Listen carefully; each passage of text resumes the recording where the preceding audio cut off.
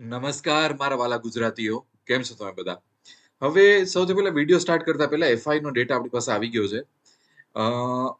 2800 કરોડનું સેલિંગ કરેલું છે અને સામે ડીઆઈએ 2000 કરોડનું બાઇંગ કરેલું છે. એટલે આ લોકોનું સેલિંગ ચાલુ જ છે, બરોબર છે.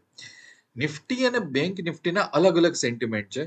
નિફ્ટી એકંદરે આજે ઉપર ગયું છે. ગેપ ડાઉન, બહુ જબરજસ્ત ગેપ ડાઉન થયું હતું અને એના પછી એને રિકવર કરવાની ટ્રાય કરી છે.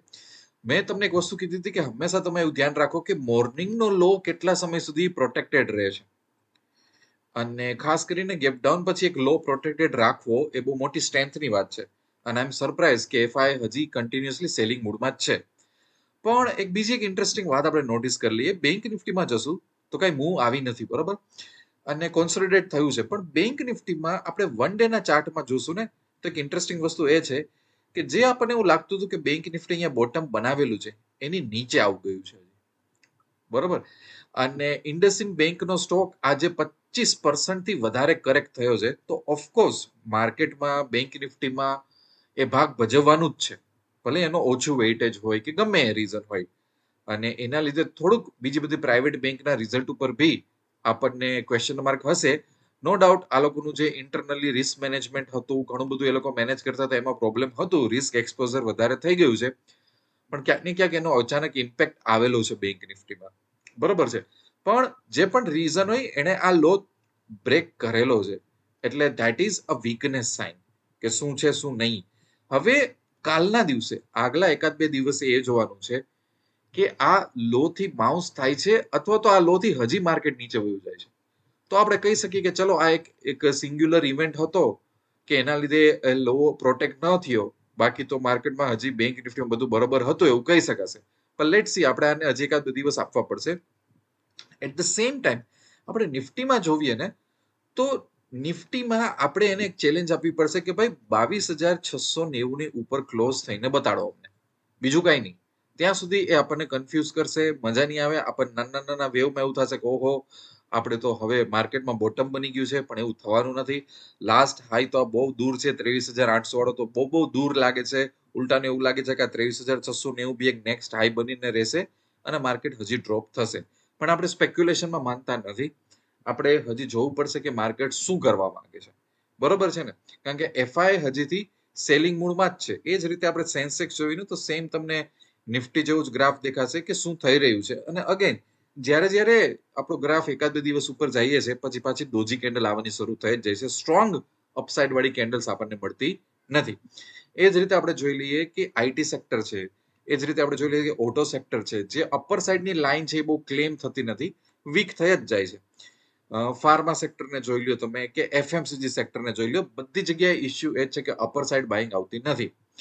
એટલે જ આપણા માર્કેટમાં આપણે એક વસ્તુનું ધ્યાન રાખવાનું છે કે નિફ્ટી જ્યાં સુધી 22,690 22,700 ઉપર ક્લોઝ ના થાય ત્યાં સુધી આપણે કઈ બહુ માનશું નહીં કે ભાઈ આ શું કરવા માંગે છે. આઈડિયલી તો આની ઉપર ક્લોઝ થાય ત્યારે જ આપણે બહુ વધારે સપના જોશું. પણ ચલો, આપણે એક બેબી સ્ટેપ લેવું હોય તો આપણે આ એક એને ચેલેન્જ આપશું.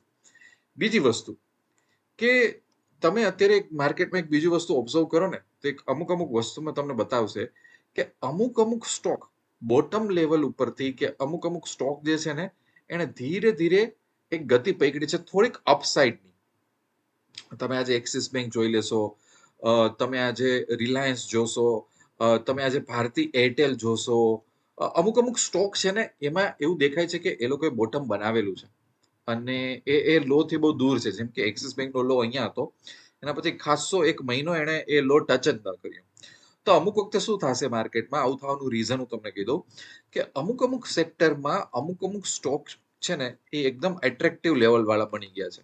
એના પી રેશિયો જોવો, કે એનું ફંડામેન્ટલ તમે જોવો, કે એનું ઇન્વેસ્ટમેન્ટ વ્યૂ પોઈન્ટ જોવો ને, તો અમુક અમુક એ પ્રકારની બાઇંગ આવવાની શરૂ થઈ છે એવું મને લાગે છે. કારણ કે એક્સિસ બેંકે બહુ સારું એવું મોટા પાયે આ લોન આ બધું બરકરાર રાખેલું છે. એ જ રીતે તમે ભારતીય એરટેલમાં જોશો ને, તો ડેઇલી ચાર્ટ ઉપર તમને એવું લાગશે કે એને ઘણું બધું, જેમ કે આ લો બનાવી લીધો, એ બનાવી લીધો, ઘણું એને ઉપર જવાની, પાછું કરેક્શન થયું, પાછું ઉપર જવાની કોશિશ કરી. ઘણા એવા સ્ટોક આપણને માર્કેટમાં દેખાય છે કે જે હજી આ માર્કેટમાં ટકીને બેઠા છે. એસબીઆઈ તમે કાર્ડ જોઈ લો, તમે એ જે બોટમ બનાવ્યું પછી ઉપર જ જાય છે. અને નો ડાઉટ આ પહેલા બી આપણે વાત કરી હતી કે જ્યારે માર્કેટમાં મંદી હોય તો ફાઇનાન્સ છે, ક્રેડિટ કાર્ડ છે, આ અમુક અમુક બિઝનેસીસ છે ને એ જોર પકડે, કારણ કે લોકો એમની પાસેથી લિક્વિડિટી લેતા હોય છે અને લોન વગેરે લેતા હોય છે. બજાજ ફાઇનાન્સનો સ્ટોક બી એમાં ઇન્ક્લુડ કરી શકાય કે એને એ લો પકડ્યો એ પછી એ લોની પાછળ આવતો નથી. એટલે અમુક અમુક સ્ટોકમાં તમે એ રીતે બી ધ્યાન રાખી શકો. અમુક લોકોને ઇન્વેસ્ટ કરવું હોય ને તો અમુક અમુક સારી ઓપોર્ચ્યુનિટી એ રીતે આપણે શોધી શકીએ માર્કેટમાં. હું કોઈ સ્પેસિફિક સ્ટોકની રેકમેન્ડેશન ન આપી શકું સેબી રૂલ્સના પ્રમાણે, બટ યસ, લર્નિંગ પર્પઝથી હું તમને એવું કહું છું કે અમુક અમુક સ્ટોકમાં જે હવે લો છે એ ભૂલાઈ ગયો છે, કે ઘણો એકાદ બે મહિના સ્ટોક આગળ જતા રહ્યા છે, તો આપણે કહી શકીએ કે એમાં સ્ટોક સ્પેસિફિક બાઇંગ આવવાનું ચાલુ થઈ ગયું છે. બીજી વસ્તુ કે હવે આપણે એ જોવું પડશે આપણા માર્કેટમાં, એક તો ફ્રાઈડે પાછું માર્કેટમાં રજા આવે છે, કે નિફ્ટી અને બેંક નિફ્ટી હજી શું કરવા માંગે છે.